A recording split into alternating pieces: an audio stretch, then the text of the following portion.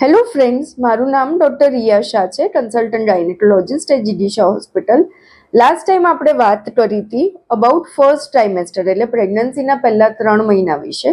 આ વખતે આપણે વાત કરીશું પ્રી કન્સેપ્શનલ વિઝિટ એટલે પ્રેગ્નન્સી રહી જાય એની બી પહેલાં જ્યારે તમે પ્રેગ્નન્સી રાખવાનું પ્લાનિંગ કરતા હોવ ત્યારે ગાયનેકને બતાવવાનું મહત્ત્વ વિશે.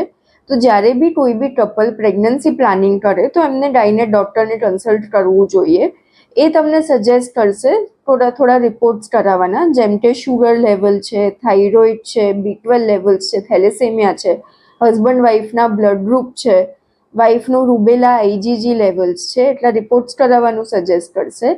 બીજું કોઈ બી પ્રી એક્ઝિસ્ટિંગ કન્ડિશન હોય જેમ કે BP છે, થાઇરોઇડ છે, ડાયાબિટીસ છે કે કોઈ બી દવા ચાલતી હોય તો દવાના થોડા ફેરફાર કરવા પડે, જેનાથી પ્રેગ્નન્સી રાખીએ તો એ દવા સેફ રહે, એટલે એ કરવાની બી જરૂર પડી શકે છે.